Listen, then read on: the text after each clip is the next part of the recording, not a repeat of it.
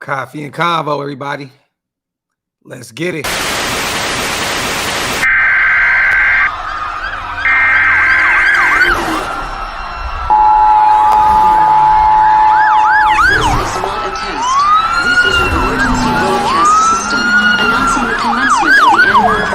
Sanctioned by the new founding fathers and America, a nation reborn. May God be with you all.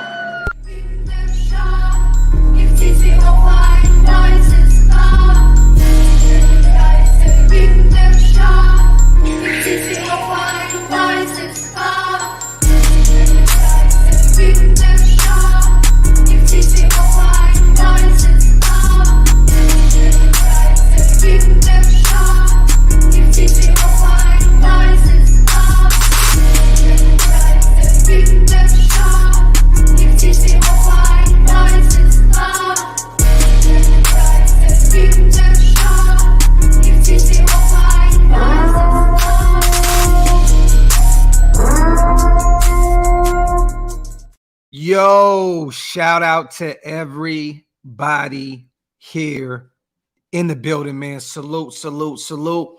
Welcome to the latest installment of Coffee and Convo. I am your host, Graphk Raider. As always, you guys could be anywhere in the world, but you are here with me. Wanted to talk about this earlier than usual before it just gets out of hand. For those who have not seen yet, Davante had some a pretty tough choice of words to describe this offense moving forward. And we're going to unpack that. Shout out to The Ringer. They put out a real good report about this. I mean, you know, I woke up, I seen everybody freaking out all over social media. So I said, you know what, man, let's talk about this. Let's talk about it. But real quick, before we do that, man, make sure everyone wipes their feet, meaning hit them thumbs up. Also, hit that subscribe button, man. We're trying to get to 20K, and we cannot do that without you, man. So make sure you hit that sub button. Let me see. Raider Paul's crazy. Raider Shep says, why are they constantly pissing off our best player? I don't look at it like that. I don't look at this situation like that at all. Raider Shep, and I get it. I understand why some people would think like that, but me personally, this is how you want your leaders to be. Simple and plain. Like, you know, we've had previous, you know, players that came in that were franchise guys that just wouldn't speak their mind, right? And I'm actually hyped about Davante speaking his mind. I didn't even look at this as a situation as Davante was mad, really, or upset. I looked at it as Davante was just kind of pointing out the obvious of how he felt. You know what I mean? Like, I don't think this is a dramatized situation, you guys. I don't think this is Davante trying to talk his way out of Las Vegas. I don't think any of that. I just think that he is doing exactly what he's supposed to do. He's a leader. He's a leader, and he's speaking his mind. You know, I mean, I'm not really, you know, I'll put this up on the screen so you guys can actually see what he says. You know what I mean? So I want everybody to understand, like, this isn't a situation where he just popped out of left field and just started shitting on this franchise or shitting on this offense and not understanding the direction of the offense. So, you know what, let me share this real quick, you guys. Let's do this. Let me, boom. Share screen. All right, boom. Okay. You guys can see this. Let me take this off the screen. Davante Adams and the race against time. So basically, you know, in a nutshell, you guys, I mean, you could just look at those words and kind of understand what it is, right? He's at, you know, the 30 range. He wants to win now. That's why they're saying Davante Adams in a race against the machine. He's still in the prime of his career. You know what I'm saying? He wants to win. So that's what they're selling right there. Davante Adams in a race against time. A trade to Las Vegas last year gave the all-pro receiver a fresh start and individual validation he needed. But now he's 30 and trying to chase a championship without the only quarterback he's ever known. So they're speaking about Aaron Rodgers. Shout out to Mirin Fader of The Ringer. They're the one who wrote this article. Shout out to them. Pretty good article. Davante Adams anxiously awaited the news. Despite having played 9 seasons in the NFL and being arguably the most decorated active wide receiver in the league, he eagerly awaited something most people would think is an afterthought at this point of his career. He needed to know whether he had made first team All-Pro.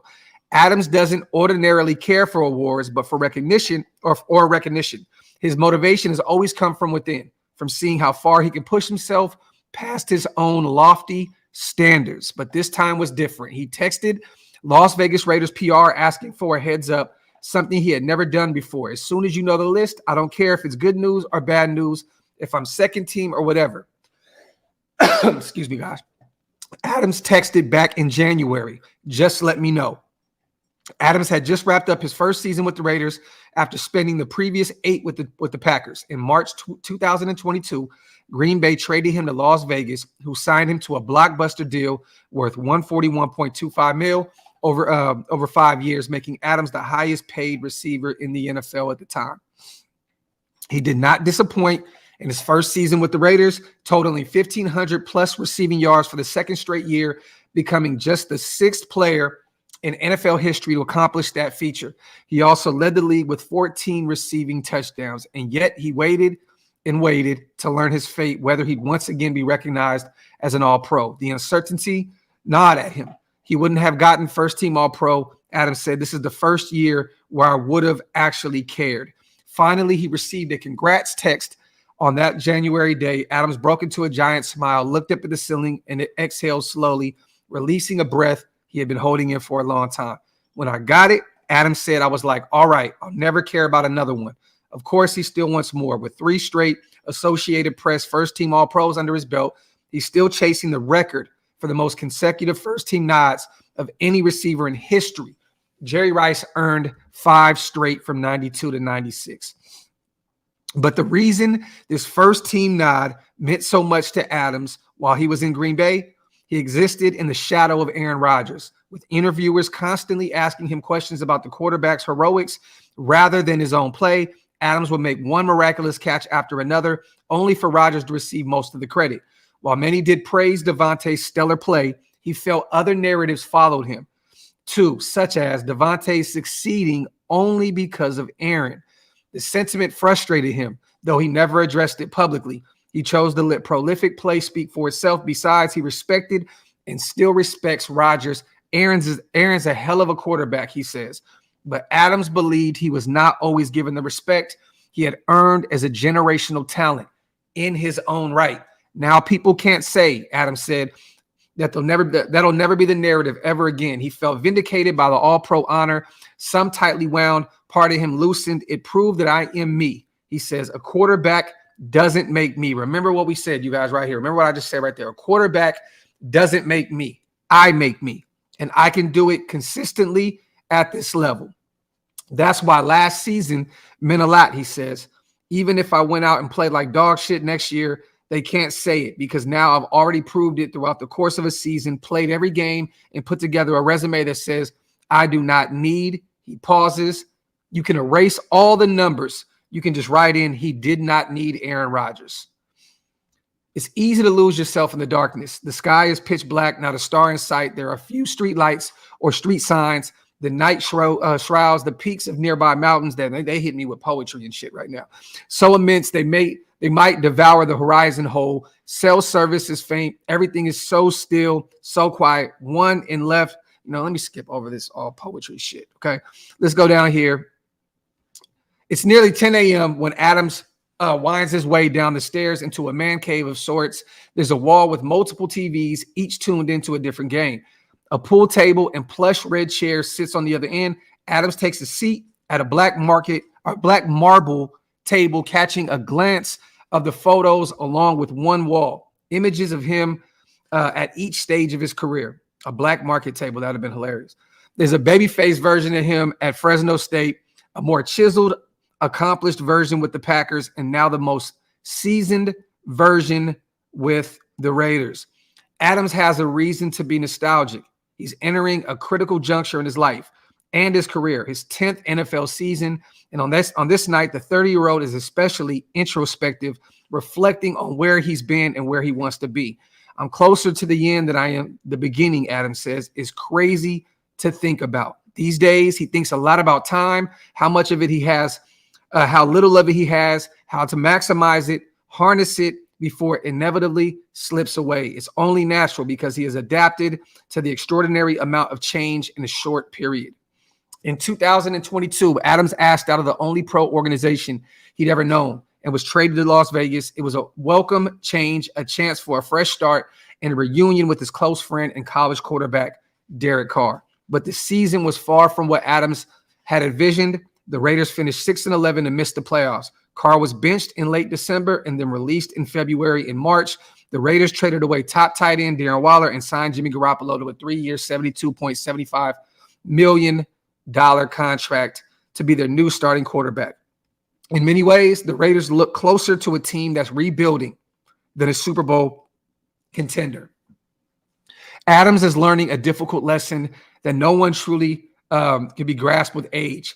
Patience, he says, controlling what I can control. He's reached an age where he's the most confident he's ever been in who he is as a person, player. He's a father of 2 daughters, and he's building the balanced life that he and his wife, Davante, I believe, have long desired. He realized that life is much bigger and much longer than any one NFL season, but he's facing a different challenge now. He doesn't have complete control over how to turn his individual success into team success. This is a different dynamic. In Green Bay, it wasn't all on him to be the face and the leader, says Nick Robinson, one of Adams' closest friends since age 12. Now he's literally the face of the franchise. Heading into last fall, Adams knew the transition from Green Bay to Vegas wouldn't be easy. It's always challenging adjusting to a new system and a new quarterback, even one like Carr, with whom he had history. But losing wasn't something he was accustomed to, especially coming from a Packers team that had won 13 games in each of its last 3 seasons there. The Raiders had made the playoffs in the 2021 season and were looking for a fresh start in the post-John Gruden era. The front office believed Adams would be the piece to elevate Carr and the offense so they'd be able to challenge the Chiefs for control of the AFC West. But Las Vegas struggled out the gate and began 0-3. In his first game, Adams caught 10 passes for 141 yards with a touchdown. Over the next 2 weeks, he combined to catch just 7 passes for 48 yards with 2 scores. He told himself not to complain about getting the ball more and tried to focus on controlling what he can control. I'm only reading all this, you guys, because you have to understand where we're going in terms of this story and how we land where we land, okay? I don't want to read the whole thing, but you have to understand where he's going in this story. Because if all you see is a headline of him calling out the offense and blah, blah, blah, you're not going to understand what he truly meant and where the direction of this storyline is going. So just bear with me, y'all. Let me see. But losing grew difficult to stomach. His frustration boiled over after 30-29 loss to the Chiefs on Monday Night Football in Week 5. Adams had 124 receiving yards with 2 touchdowns, but a big third down catch that would have put the Raiders in field goal range in the game's final minute was overturned when officials determined that Adams had stepped out of bounds. One play later, he collided with teammate Hunter Renfrow. His Carr's final pass fell incomplete. Adams shoved the cameraman who had stepped in front of him in the tunnel as he left the field. He immediately apologized. Patience, Adams was learning, was difficult, especially for someone as competitive as him. That's why when he wasn't on the field, Adams was on the golf course. He never went alone because he had to measure himself against someone else. He challenged himself against the local pro golfers, writing down their scores, even when they weren't keeping tabs, just to see where he stacked up. Adams is obsessed with golf, playing 3 to 4 times a week. His family and friends like to joke that he might turn pro when he retires. They're also somewhat serious. They wouldn't be surprised if he tried. Golf frustrates him, fascinates him. He loves it, though ironically, it's a game of patience, a game of the mind, challenging him in the same way the Raiders season was. And yet, unlike football, golf is purely individual endeavor. His success, his failure was in his own hands. It's such an imperfect sport, even more than football is, he says. You'll never be where you want to be. It feels like a revelation, a glimmer of what lies at Adams' core. He is always in pursuit, always on the brink, close but far, approaching but not quite arriving, always striving. The joy for him, even amid one of the toughest seasons of his career, stems from the endless chase. All right, let me see. Let me go down a little bit more. They talk about the brutal loss to the Saints, where he only had 1 catch for 3 yards that day. Let me see. I'm going to go down here a little bit more. Boom, boom, boom. It was difficult for Adams, not just because he lost his quarterback, but also because he lost someone who had been one of the closest people to him since their days at Fresno State. We're talking about when the Raiders cut Carr in February after he refused to waive his no-trade clause to facilitate a trade. In nearly a decade in the NFL, Adams had seen plenty of teammates get released or traded. He knows the NFL is a business. You almost get numb to it a little bit. He says it's a little bit different when it's one of your good friends. It comforted him to know that his friendship with Carr, of course, wasn't going to end just because they were no longer teammates. It doesn't stop us from being able to have our same brotherhood that we had, that we sustained our whole career, he says. Adams kept checking in on Carr, who eventually signed with New Orleans, but couldn't allow himself to wallow in the situation. Adams is committed to turning things around in Las Vegas. I repeat, Adams is committed to turning things around in Las Vegas, but a full-blown rebuilding process may take longer than he can afford at this point in his career. I don't have enough time for that, he says. He has to figure out how to help this team win now, how to harmonize the competing elements tugging at him, patience and urgency, ambition and time. Those competing elements weigh on Adams as he looks ahead to the 2023 season. He'll be playing with a new starting quarterback again, and the Raiders will have to find a rhythm quickly to compete in a division and conference that are loaded with talent. We got to figure out the big picture, he says. Garoppolo started his career playing for current Raiders head coach Josh McDaniels when the latter was the offensive coordinator in New England. The QB spent the last 5.5 seasons playing for Kyle Shanahan in San Francisco. Garoppolo went 38-17 in regular season games for the 49ers and played in the Super Bowl, which the Niners lost to the Chiefs. Adams says he has talked a bit with Garoppolo. He's a really cool dude. Talking to him, I really haven't been around him enough to truly know what type of leader he is. Adams says, I've only heard good things from his teammates, though, so that's a good thing because it's guys that I know I wouldn't mess around with stuff like that. Still, Adams has reservations about the Raiders' vision for the offense. So here it goes, you guys. The front office thinks this is the best bet for us right now to put us in position to be urgent to win now. He says we don't see eye to eye on what we think is best for us right now. So let me repeat that. The front office thinks this is the best bet for us right now to be put in a position to be urgent, meaning win right now. He says, but we don't see eye to eye on what we think is best for us right now. And that's okay, man. Like, you know what I mean? We've seen year in and year out Tom Brady go at it with Bill Belichick, Josh McDaniels. It happens. You're not always going to see eye to eye with the front office. You're not always going to see eye to eye with your head coach, especially as a leader with so much pressure and so much weight on his shoulders, right? Because it's clear that Davante feels like this is the team, or he is the clear leader in this locker room and that this is his team. The Raiders front office has welcomed Adams' input on roster moves, and he says he's grateful to be included in on those conversations. Still, he knows he doesn't make the final decisions. I'm going to have to buy into this and try to be as optimistic as possible, he says. It's not what I expected to happen, but it's something that's the reality right now. After signing Garoppolo earlier this spring, both general manager Dave Ziegler and McDaniels listed the quarterback's leadership and winning record as the primary reasons why they pursued him in free agency. Familiarity with McDaniels' preferred style of the offense is part of it too. Garoppolo was one of the NFL's most efficient passers during his tenure in San Francisco. He gets rid of the ball quickly and is most effective on short passes in the middle of the field. But Garoppolo is not a downfield passer, and his limited mobility and inability to consistently create plays out of structure could limit Adams' opportunities as a deep threat receiver. Still, Adams has already proved he can excel when changing quarterbacks and offensive schemes. It all depends on the style of ball that we play, Adams said. If we play a certain brand of ball, I can get Garoppolo to conform to whatever. But if we use him a certain type of way, then it's going to make it tough for us to maximize who we should be this year. No matter what the offense looks like, Adams is committed to making it work. My goal is to win a Super Bowl with this team. And that's why I didn't come here just to be cute with Derek. I repeat, and that's why I didn't come here to just be cute with Derek. He says it is really to try and have a shot to change this organization. That starts with his own play, controlling what I can control, maintaining a wider lens perspective. He's following a mantra that Keith Williams, his former Fresno State's wide receiver coach, gave him. Chase yourself. I'm not going to read the rest of it, but it's a great article, you guys. If you guys get a chance to go over to the Ringer, you guys can check it out. I don't want to read it. I'll probably be reading the whole entire article for another 30 minutes.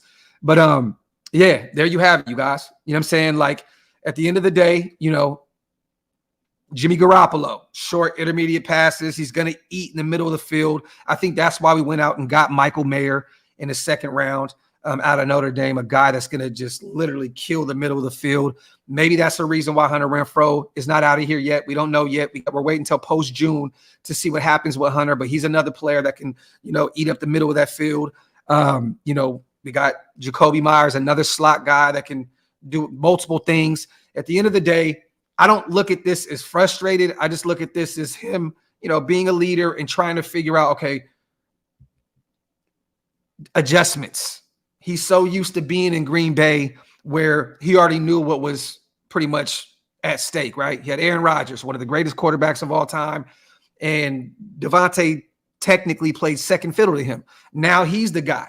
And I think that Josh McDaniels and Ziegler has told him, you are the guy. You are the, you know, you're a 30-year-old all-pro, best wide receiver in this league. That's why we're going to come to you and ask you, you know what I'm saying, what you feel about bringing in specific players and so on and so forth. But at the end of the day, you guys, I love Davante Adams, but you don't want to give him enough, you know what I mean, leeway and enough power to negate bringing in certain players. You know what I mean? Jimmy G was brought in here because of a specific fit that Josh McDaniels wants in this system. You know what I mean? So at the end of the day, man, I think Davante's on board. I wanted to do this live, you guys, to kind of, you know, ease the blow a little bit because everybody only seen, you know, the headline. They didn't read the actual article of how it led up to where we are now. You know what I mean? Everybody thinks he's pissed, and you know, it can sound like that. You know what I mean? I only put that on the title because everybody on Twitter and Instagram was screaming he's pissed. I'm not looking at it like that. I'm not looking at it like that at all. I'm looking at it like he's just, you know, it's a wait and see approach. Patience. That's exactly what he was saying throughout this entire article. Patience. This is a wait and see type situation. We loaded up on offense. You know what I mean? We went and got a bunch of depth pieces on the defensive side of the ball in free agency and then added some potential starters in the draft. So, I'm just excited to see where this is headed. I've said this a million times before, you guys. Davante Adams is a family man. He moved back west not only to get away from the Green Bay, you know, weather and all that stuff, but also to play for a team that he grew up loving. The weather was not, you know, it for Green Bay. He wanted to come home to the West Coast. He wanted his family to be able to go to games. Davante's in Las Vegas for the long term, you guys. He is in Las Vegas for the long term. He is here to win a championship with the team he grew up loving. So let's stop with all this. Davante's going to ask to leave and so on and so forth. If he does a few years down the line because he wants to go out and win a championship and we're not there yet, then I totally understand that. But right now, in the present, Davante Adams is a Raider, and he's going to be a Raider for the foreseeable future. Let's just relax with all the negativity and all that, man. Me personally, I don't look at this as a frustrated Davante. I look at this as a realistic Davante Adams, a guy that's pointing out the obvious. Where are we going? Is the offense going to be ran through Josh Jacobs? You know what I mean? Am I going to still be able to succeed with the same style of play that I'm accustomed to? You know, at the end of the day, this is him just having a few questions.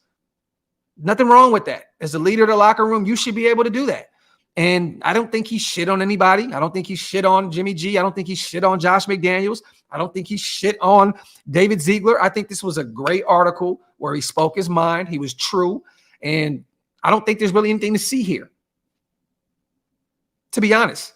Yeah, man, it seems like this was taken all out of context. And even though he said, like it was printed, he's just challenging everyone, players and coaches, to step up. This is it. That's it, Black Sales. That's it, bro. That's it. That is it.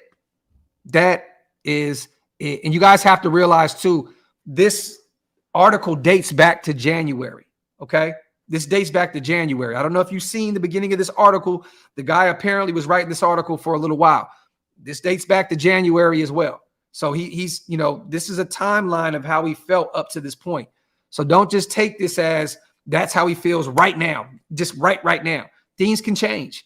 You know what I'm saying? So let's just stop being so just jumping out the window with everything that happens with this team, man. Let's just take a wait and see approach and see what happens, man. Yeah, Pat, I agree, bro. We've been lacking this in our locker room. Accountability and just being real, being honest, speaking your mind. You know what I mean? That's what I want from my leaders. I love that Max Crosby comes out and says we sucked yesterday. You know what I mean? We were terrible. You know what I mean? Or, you know, we got to do better on the defensive side of the ball, or even call out the offense. Whatever you need to do. You need to do that. As a leader, you need to call out your team. You know what I mean? And I think we have that with Josh Jacobs. He's a guy that speaks his mind. You know what I mean? And that's why we need to make sure that he gets in the building very soon. Davante, clear cut now. He speaks his mind. And Max Crosby. Our leaders are doing what they are told. I mean, what they're supposed to do, not what they are told to do. You know what I mean? So, you know, I'm actually happy that we have a receiver that's going to hold his team accountable. And you know, he has questions. He's going to ask questions. What are we doing? He's not just sitting around and just going with the direction of the team. He's asking, what is the direction? You know what I mean? I'm cool with that. I am cool with that, man. Yeah. Tay is exactly what we need in that locker room. Holding people accountable. Facts, bro. Facts. Hold on, man.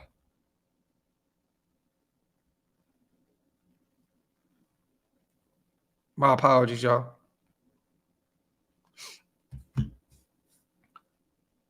Closed mouths don't get fed.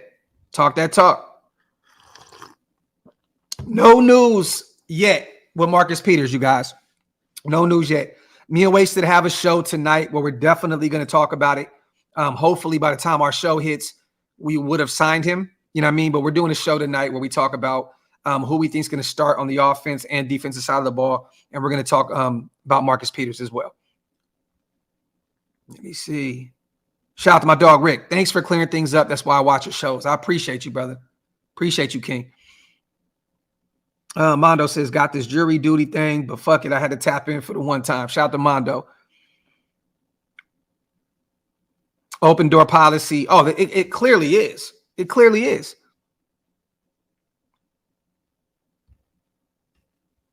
Yeah, to go to another team or whatever and just chase money, that wasn't my goal. It wasn't just to get the biggest bag. This is facts, bro. This is a team that means a lot to him. It's a team that means a lot to him. And he wants to win with this team. And I like that he said, I didn't come here just to be cute with Derek Carr. I love that. He's speaking his mind, man. Because everybody used that, right, as the narrative of why Davante came home. Oh, Derek Carr is here. Blase blah. You know what I mean? He's letting it be known that it's way more than just DC. Quadre, I definitely do think that Marcus Peters is a good fit. Definitely. When healthy. If he's healthy this year, he could be a dog for us. He's a guy that makes plays, but he also gives up big plays. You know what I mean? So we shall see. But I'm excited about potentially bringing in Marcus Peters, man. I don't know who's saying trade Tay. Who said to trade Tay? We're definitely not trading Tay, man. And let's just say this. If he does decide on wanting to get out of there soon, which I don't think, because this is a guy, once again, that's a family man, has a wife and kids, just finally getting accustomed to Las Vegas. They're getting comfortable.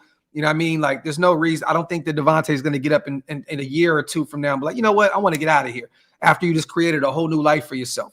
I'm sorry, you guys, but sometimes I think a lot of people don't realize that there's a lot more things out there that are bigger than football, and that's family.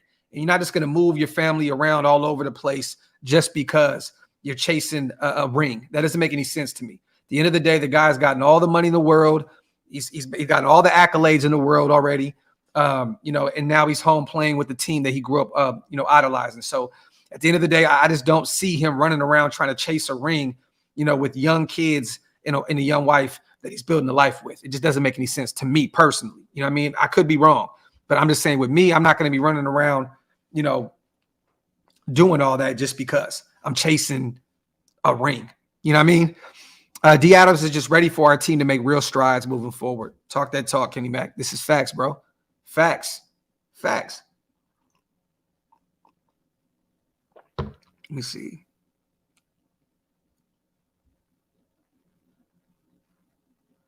That boy crazy. Y'all wild, man. You guys are wild, man. Wipe them feet, y'all. Hit them thumbs up. If you are not subscribed to the channel yet, hit that subscribe button. All I'm going to say is moving forward, you guys, what we have to do is we have to just stop reading the headline and actually check out. Come here. Come here. Chloe, come here. Over eating socks and shit. Instead of just reading the headline, actually go check out the article. You know what I mean? Like really, really dig deep into the article and see where it is, because that was an actual story being told, you guys. It wasn't just I'm pissed, I'm upset, I don't know where this team is going, blase blah, fuck the coaching staff, fuck that. It wasn't that, you know what I mean? But if you let all these guys on Instagram that create these thumbnails and just throw it up there, or on Twitter with just, you know, just the headlines, you're gonna get sold on that. Do your homework before you just jump out the window, man. Do your homework before you jump out the window. That was the only reason I wanted to do this live today, was to just let everybody know, man, it's not as deep as everyone thought it was. It's not that big of a situation, but let everybody else go out there. Look, I promise you, there's going to be some content creators today putting out a video about this saying, oh my God, the world's about to end, because they definitely found a way to monetize off of pulling your heartstrings. You know what I'm saying? Let's just be real. It's just real talk. At the end of the day, it's going to be some guys going to go out there and make this bigger than what it is. It doesn't need to be that big. Let's just, like I said, read the entire article and figure it out for yourself that it's not really that deep, you guys. It's really not. It's nothing wrong with a player, even a star player, having a question, or having a question or two about the direction of this team. There's nothing wrong with that. There's nothing wrong with that at all. People will dismiss the truth when the lie is more entertaining. Talk that talk, DeMarcus. And like I said before, you guys, that's why I put Davante Adams is pissed in the title, because that's what everybody's trying to sell right now, right? Well, I wanted to literally get straight to it and let y'all know that that's not the case. Read the article. You'll get a better idea of where Davante Adams' head is at, in terms of the football side of things. You know what I mean? But I'll say this, the one thing that did kind of hit me a little bit, right? And because everything's not always going to be perfect. Everything's not going to be perfect, was him not really still having any real time to hang out with Jimmy G yet. You know what I'm saying? Like, I seen that in the article where he said, yeah, I spoke to him a few times, but we haven't really gotten a chance to hang out and kick it. You know what I mean? So at the end of the day, I feel like at some point, I want them to get that rapport going. You know what I mean? Hopefully it happens before training camp. You know what I mean? Before they get in the building. I want to see, Jimmy G and Davante out there kicking it and getting to it. You know what I mean? So, but that was the only thing I kind of took out of this article that I was a little worried about. I was like, damn, man, it doesn't really sound as though they really have that relationship yet. You know what I mean? And it's still early. It's still very early, but him asking other players that he respects around the league what they think of Jimmy G, and then him having a conversation with him. I'm excited to see what that relationship looks like a month or two down the line. I want, you know what I mean? That's really what I'm trying to say. Shout out to Nada, man. Constructive criticism by Tay. I love it. Facts. Talk that talk, man. Talk that talk. Shout out to Johnny Looney. Said, glad damn, 12 hours today, bro. Good luck at work, family. Real talk. Shout out to my family, Nada, man. Constructive criticism once again, man. Appreciate you on a $2 donation. My apologies, y'all. I literally just woke up. I haven't even had my coffee yet. I woke up, rolled over, seen the article, popped up on Bleacher Report, went to Twitter and Instagram to see what, the nation thought about it. And everybody was screaming all over the place. So I just said, you know what? Let me just throw a show together. This was not planned at all. You can see I'm kind of all over the place. My voice, I'm still asleep. You know what I mean? But it is what it is. Joseph Lopez, you know exactly what I'm talking about, King. There you go. Talk that shit. Shout out to Quadre. I appreciate you, family, on the $10 donation. That means a lot to me, fam. For real, for real. Shout out to my dog Q, man. Yep, got to build that chemistry, big dog. Facts, Raw. Straight up.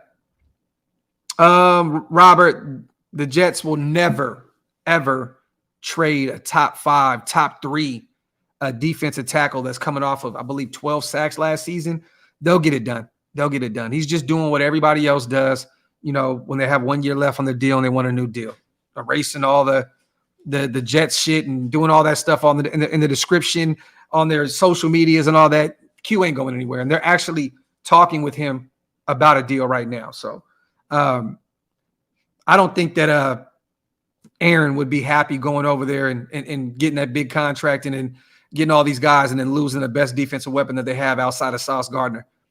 You know what I mean? Like, I think he'd be very, very mad. He'd probably be questioning what the hell he's doing there at this point. Sincal says, I can smell that morning breath through the screen. I brush my teeth, though. I definitely brush my teeth, man. I have this thing with brushing my teeth. You know what I mean? So, look, bro, that's the first thing I'm doing when I wake up, King. Chief Rock one says, Marcus Peters has 13 fines for $223,000 in total. Sounds like a Raider to me. Talk that talk, man. Shout out to Jers. Docs, thanks for clearing up the media's mess, big bro. We need that. Appreciate you, bro. I just don't want everybody, man, going throughout their day upset about this team. We already have enough to be upset. You know what I mean? Like, there's already so much negativity around this team, coming off of a 6-11 year. You know what I mean? It's already frustrating enough, man. We don't need to build these narratives in the nation where we all start getting mad at each other and screaming at each other. And the next thing you know, we're being disrespectful to each other in each other's comment sections and posts. It's not worth all that, man. It really ain't. It's uncalled for. You know what I mean? But, if you allow the media to do so, they're going to push their agenda and their narrative. But that's why there's a full article for everyone out there to go read if they want to at The Ringer, where it breaks down where Davante is in life right now, why he feels the way he feels about this team, and all that good stuff. Let me see.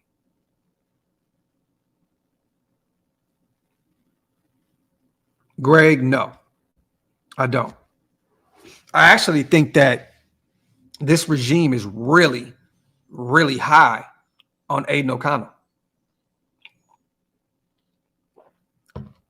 And I know people may be upset with that because of, just being more of the traditional pocket passer, a guy that is not going to move around and get outside the pocket and use his legs too much. But that's a guy that Josh McDaniels loves. You know what I mean? So I think they have really high hopes for him, a guy that's very accurate, has a pretty good arm. I think they're high on Aiden O'Connell. I don't think that they go out and draft another guy early on next season unless we end up a top 3 team in the draft. Then you have to look at the Caleb Williams and the Drake Mays of the world, right? But until then, I don't think so. No updates, Jers, yet on Marcus Peters. Nothing yet. We'll talk about that tonight on our show, brother. I promise you that. Let me see. Yeah, and I get it. Sincal. We live in a world now, man, where news is just so quick, right? It's just so rampant that it's difficult for us to. There's just so much going on that it's hard for everybody, even someone with me that has ADHD like crazy, right? It's hard for me to sit down and read an entire article. Sometimes you just look at the headline and you're like, well, that's what's going on, when it's not. You know what I mean? So, that's why I wanted to actually read this article with you guys today, to give you guys a better understanding of what Davante meant. Shout out to Pineapple. After a 6-win season, this is a man who wants to win. I love it. There you go. There you go. Pineapple, appreciate you on a dub piece special, as always, family. And you're right. He just wants to win. Clear as that. And this means more to him winning here than it would in Green Bay. Let's just keep it a buck, you guys. This guy, they won 13 games the last 3 seasons. Each season, they were a winning product in Green Bay. There's a reason why he went to the Raiders, who, as a recent history, has been ass. It's been terrible. You know what I mean? So he came home to help this team elevate. You think he's just going to want to leave? He already left a winning team, a winning culture, a winning franchise to come to a, as of late, losing franchise. You know what I mean? So you think he's just going to leave just like that when things get hard or things get tough? No, he's not built like that. The dude's from East Palo Alto, bro. I don't know if anybody is familiar in here with East Palo Alto, but if you ever been that way, it is rough, tough. It's on some real hood shit. You know what I mean? EPA is built different. Davante Adams is built different, and he's here for the long run. And he definitely wants to win with this specific team because it would mean that much to him. Shout out to Ty, man. We gave Carr 9 years. We finally moved on to Jimmy G string. Let's see what he can do. DA and Mad Max sound like they are where us fans are. Time to take back our division and just win, baby. Talk that talk, my brother Ty. Shout out to my dog Ty Davis on the 10-piece special, and that's facts. Facts plus tax, bro. Facts. Let me see. Coach, that's the 1 year since 2016, bro. Since 2016 that we made the playoffs. Come on, man. He knew what he was going. He knew what he was jumping into. Come on. And coming to a new team with a whole new coaching staff, going a whole entire different direction. There's not too many times, and it does happen in the NFL sometimes, don't get me wrong, but a new coaching staff after a wild card, which we got very lucky to get. Don't get me wrong, any given Sunday, we definitely earned it, but we got very, very lucky getting into the playoffs, slipping into the playoffs against Cincinnati in that wild card game. But what do you expect the direction to go to when you're going with a whole new GM, a whole new coaching staff? At the end of the day, it's going to be very, very tough to replicate that previous season 10-7 because of the change. You know what I mean? So much more, so much change, man. You can't expect these guys to go 10-7 the next year, even though we could have went 10-7 last year if we would have knew how to close out games. That's facts, though. Let me see.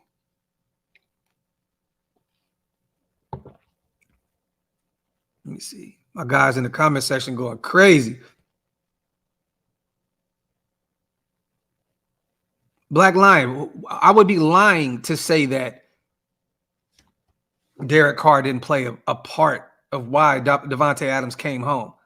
But he just said it himself in the article, bro. He just said it himself. I didn't come to Las Vegas just to be cute with Derek Carr.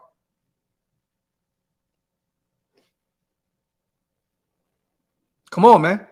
He said it himself, bro. Shout out to my dog Patrick B, man. In order to be a champion, you must first think like a champion. DA is uplifting that locker room. Talk that talk, Pat. Love it, man. Love it. Appreciate you also on the Dub P special as well, Pat. Always, my brother. Thank you so much for the support that you show the channel, man. Time and time again, my brother. Thank you. Shout out to Joe, man. Watching these fake ass fans praying Day leaves so they can hold on to their little agendas. Hope none of them are around when we're back on talk. Talk that talk, Joe. Talk, bro. Talk, man. You know, I've said this a million times, man. These guys want to they create this hill, right? And they feel like if they don't die on that hill, they won't be respected. It's okay to not die on that hill, you guys. It's okay to have a difference of opinion from what you did last year about this team. You do not have to die on that hill.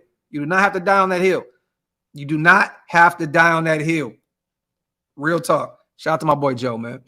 Shout out to my brother Hammer in the building. Take these writers' articles with a shot of penicillin. That is the off season. They'll create false narratives because there ain't shit to talk about. Facts, bro. Facts. Facts. Let me see. Okay, then we on the same page then, brother. As long as we can both agree on that, you can say whatever you want when it comes to Derek Carr and all the other stuff. I agree. Of course, he came to win, no doubt. Raider Ross, Adams is finally holding this organization accountable for what they're putting on the field and giving us fans. I love it, bro. I love it, Ross. That's what you want out of your locker room leaders.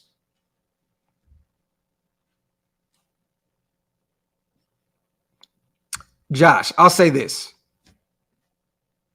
I don't think he was pissed about the Jimmy G signing, but I think there was definitely question marks.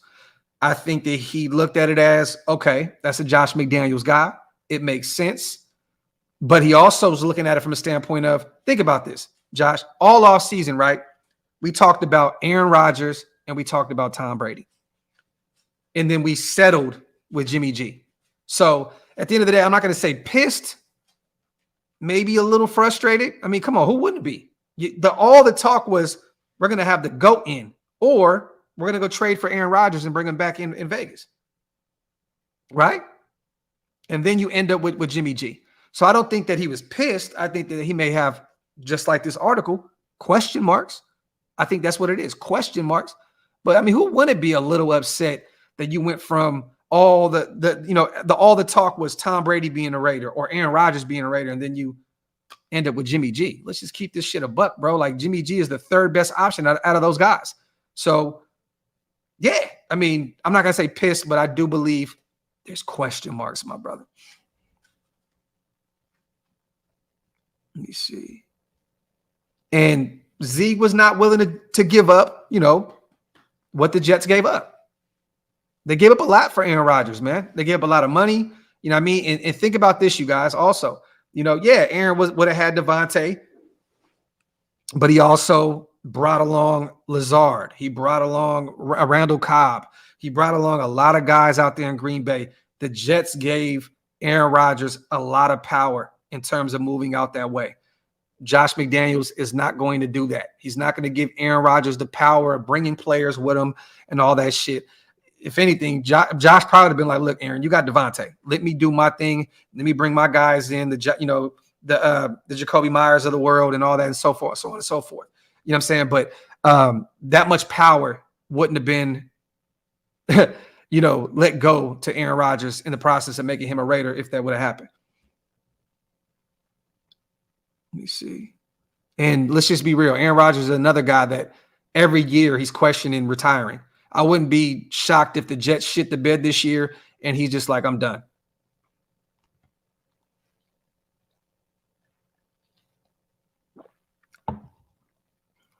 I refuse, 84.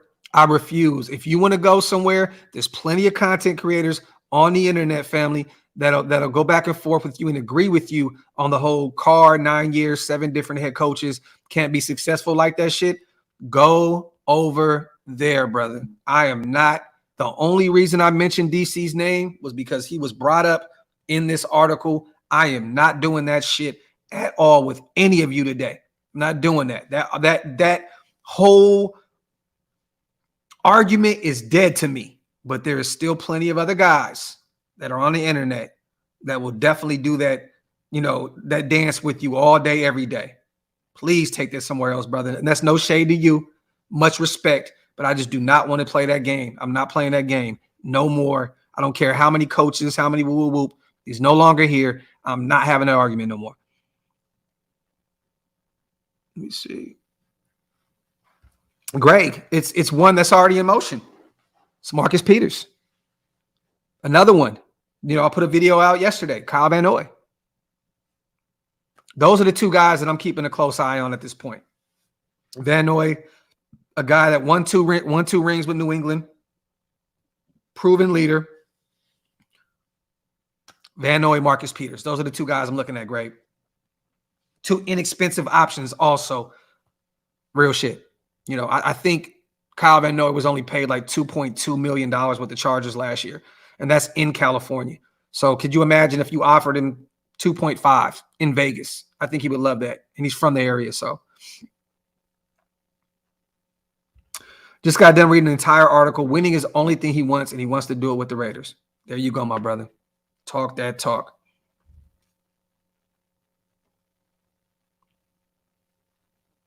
Well, Cedric, I'm not going to do that. Shout out to my dog, Cedric.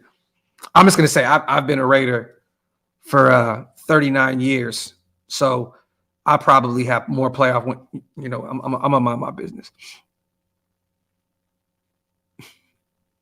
Because trust me, when our team loses, it feels like I lose. When we win, I'm winning. So, you know what I mean? Shout out to Alex. What's good, family? Look, you got to have camp bodies, game recognized game. You have to have camp bodies. This is a guy that's probably not even going to be on this roster. If anything, maybe a practice squad guy. The dude has familiarity with Josh McDaniels' system. Game recognized game. He played for him 2 years ago in New England. This is a guy that's probably going to come into training camp and help these young guys like Trey Tucker, Michael Mayer. The young guys that never played in this system before, help implement it. You know what I mean? So I understand why Josh McDaniels went out and got a guy that knows, or is familiar with what Josh McDaniels does. You know what I'm saying? So this is a guy that if he does make the roster, wow, I'd be actually shocked, but I'd be happy because you want to have the best players out there on the field. But this is a guy, man, it's going to help, Cam Sims, a guy that we just brought in from the Commanders, Austin Hooper. He can help these guys implement the system. You know what I mean? So it's always good to have a guy out there, even if he's just a camp body, maybe showing his receivers line up right here. This is what Josh likes. This is what he doesn't like. You know what I mean? So at the end of the day, I'm not mad about going out and get a receiver that's not probably ever going to play it down for this team. You know what I mean? Not going to get frustrated about it. Shout out to my dog, Patrick B. Once again, if Jones is 100%, Crosby 100%, do we slide Wilson inside? Pause. He is strong enough to bull rush guards. Me personally, Patrick B., I'm going to have him play inside and out. Pause if necessary again. Definitely, man. I want to have Tyree out there on clear-cut passing downs on the interior of the defensive line. I want to find ways to get all three of those guys on the field together, man. You have to, bro. You have to. And I think that Patrick Graham and these guys have a plan, with Tyree Wilson. Big body guy, I mean? He's a physical specimen. I do believe that you can put him, line him up on the interior of that defensive line and he'll ball out. I definitely do. But you still want to utilize him as a pass rusher on the outside. He's going to be most definitely playing on the outside most of the time. We probably move on from Chandler Jones after this season. We pretty much just drafted his replacement. We just got to find ways to get him on the field this year because I don't want to red shirt a guy that you draft at number 7. You know what I'm saying? Like, there's just no way. You know what I mean? So you have to play him, and I'm feeling, maybe even move Chandler inside. I don't know. I'm excited to see what we do, though. I want to see some NASCAR packages. I definitely want to see like 4 pass rushers out there at a time. Like if you have Chandler, Max, Tillery, and Tyree Wilson out there, 4 guys that can get to the quarterback, that'll be fun to watch on clear-cut passing downs. That would be actually really, really dope to watch. But to answer your question, Pat, definitely would see him sliding to the interior of the offensive line, but he's predominantly going to be on the outside. But I want to see these guys move around the D-line a lot. Shout out to my dog, man, Patrick B, man. Let me see. Yeah. Even though the receiver was not making the team, he was efficient with the little playing time he got. He's got at sitting against zone, a guy that last year, I believe, had 2 touchdowns. But, I mean, look, you guys, this is a guy that's 26 years old, 26, 27 years old that we brought in yesterday that has like 4 receptions for like 42 yards in his career. You know what I mean? Like, this is not a guy that's coming in and you have to even question the move. I'm telling you now, it's camp body. Teo, have food poisoning and these lives got me through. Keep up the good work. Can't wait to get out there in Vegas at one of those parties. I salute you, Teo. Appreciate you, family. Appreciate you, my brother. Get better, King. Get better, my brother. Real talk. Shout out to the 500 plus people still in the building. We read the article today about Davante Adams, about, everybody's saying everybody's up in arms right now in the nation, screaming about, he's mad and he's upset and this and that. Read the article for yourselves. Please read the article for yourselves. Just read the article for yourselves, and you'll get a better understanding where Davante is mentally. Let me see. Chris, not yet, brother. I don't think that they would move him to safety. This isn't one of those Seawood type of situations. And I like our safety room at this point with Palomau and Merrick out there, but year 2 in Patrick Graham's system. You know what I mean? Like. Christopher Smith, a guy that I think is going to be a dog for us. Marcus Epps. I think we're pretty deep at the safety position right now. You know what I mean? And I don't think we move Marcus Peters. We're thin in our corner room. We need him to be a corner this season for us if we bring him in. Let me see.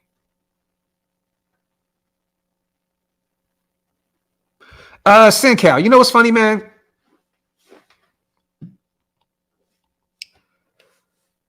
Every fan base is toxic as fuck.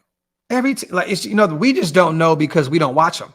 You know what I mean? We don't watch the Packers. We don't watch the Commanders. We don't watch all these other teams. So we don't really know. But if you just really just go online and just check it out for yourself, go into the community on Bleacher Report, and you'll realize every team's fan base is like that. We're just a little more passionate because we don't only watch the Raiders, we are Raiders.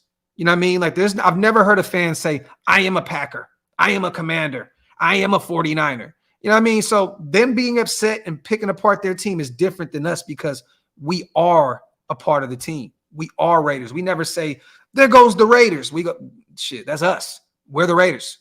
You know what I mean? So we're a lot more passionate about our team. So you're going to expect this kind of shit to happen because we love this team that much. But there also is some bad apples out of the batch in our fan base that just literally just take out any type of try to kill any optimism that any fan has, try to take any happiness that any of these fans have. And it's actually really pathetic at this point. You really have to question, people's fandom when they do that type of shit. I get the PTSD. I get being frustrated about this team not being good for a long time.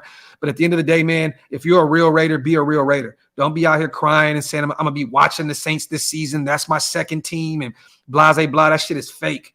Anybody that has a second favorite team in the NFL, you guys, is not a Raider fan.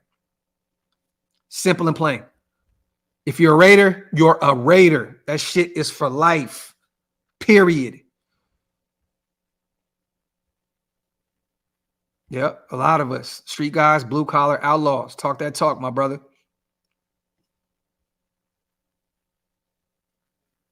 Let me see. Yeah, man. Shout out to Todd. Peters has that old school Raider attitude. I love it. Isn't he the guy who always fist fought with Crabtree? I can dig it. Nah, that was actually Talib. So that was a different guy. That was a Denver Bronco. He's been out the league for a while, Ty Davis. But Aqib Talib is the guy you're thinking about that put hands and feet on Crabtree and took his necklace and shit. You know what I mean? But this is a guy that, has a lot of swagger to him, is a real Oakland guy, and loves this team to death. If you go back and look at his Instagram, you guys, go back if you want real quick, whenever you get a chance to today. Go to Marcus Peters' Instagram and go back to 2014. He commented so much about so many pictures of Charles Woodson. We went out there and won today, y'all. Woo, woo, woo. He's a Raider fan. There's so many Raider things on his IG before he came into the league. You know what I mean? Like, go back and watch. Go back and look at his Instagram. He's a diehard Raider fan.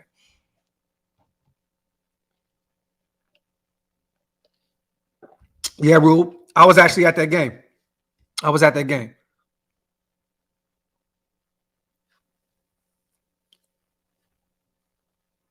Raider Pies, man. Stay the course, brother. Don't pick up no alcohol, man. Stay the course, brother. Shout out to GQ. Nation of Nothing. RNDC. Shout out to my dog, GQ Raider, my brother. Thank you on a $2 donation, King. Peters always fought with Amari Cooper and Jalen Ramsey. Samuel, go to The Ringer. Just go to The Ringer. Type in, just go to Google and type in Davante Adams. It's the last article that pops up.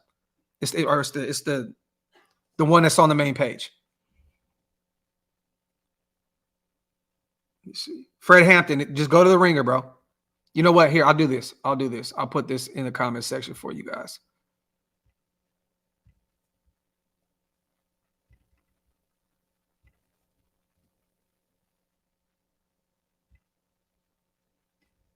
There you go, y'all. Fred, welcome to the family, my brother. It's in the comment section. Jimmy, my brother, I can't see the milestone chats because I'm live on a program called StreamYard, so I can't see any of them. But if anyone has a milestone from being a member, please let me know so I can put it up on the screen. Okay? I always want to put up any milestone that you guys have being members. I can't see them on my side because I'm not live on YouTube. If I was live on YouTube, I would be. Like, when I go live on my phone, I can see them, but I can't see them. But I just want to tell you, my brother, thank you so much for being a member as long as you have, and thank you so much for the support. Make sure anytime you have a milestone, remind me in the chat, brother, so I can always put it up, okay? Salute to you, King. Thank you, my brother.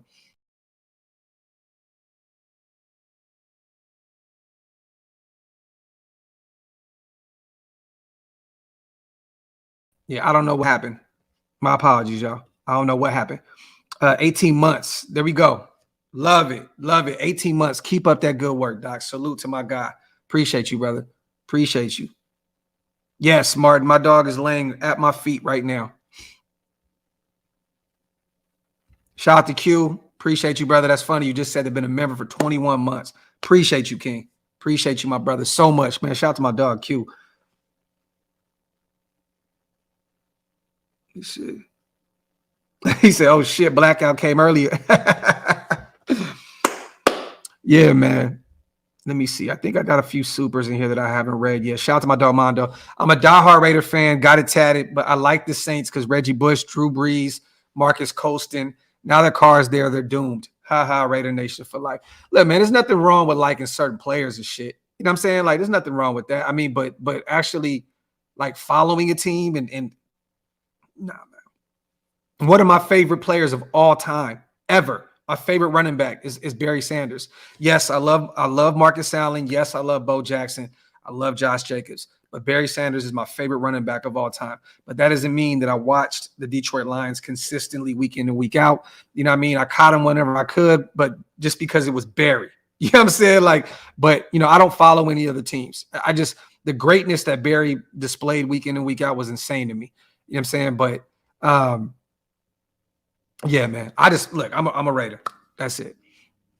But nothing wrong, man, with liking other players, man. You know, look, we're Raider fans, we're football fans. You know what I mean? Ain't nothing wrong with that. Yes, Marco.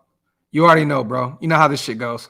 You know how it goes. That's why we have to come on the internet and kill that narrative immediately before everybody starts running with it and freaking everybody out.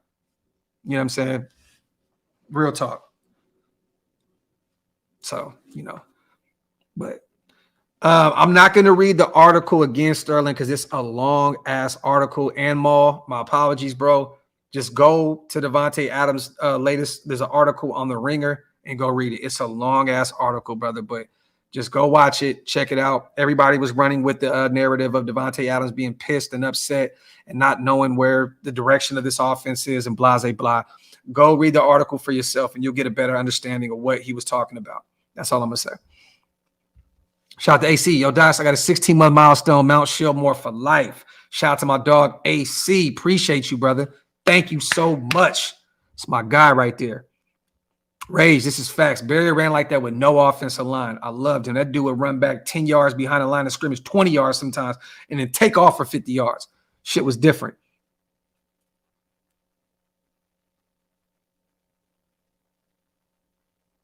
Let me see. Shout out to Dro Visuals in the building. 510. Oakland is definitely in the building. But yeah, you guys, I don't want to leave with 500 plus people in the chat, but we have a show tonight. Me and Wasted. We'll talk a little bit more about this. We're going to talk about Marcus Peters being in Henderson, and we're going to give our predictions on who starts on the offense and defensive side of the ball. I don't want to just beat it over the head right now. You know, I want to let this show breathe a little bit before we go on with our next show tonight. So stay tuned for that, man. Love you guys as always. Appreciate you guys as always. Make sure you wipe them feet on the way out, meaning hit them thumbs up, and also hit that subscribe button, man. We're trying to get to 20K, you guys. We cannot do that without y'all, man. So salute. Love y'all as always. Go to OakLosVegas.com also for the drip. Planet Raiders, we dropped a bunch of new articles. Go over to PlanetRaiders.com and WoodsonWhiskey.com for the GOAT whiskey. Love y'all as always. Appreciate y'all. We outro.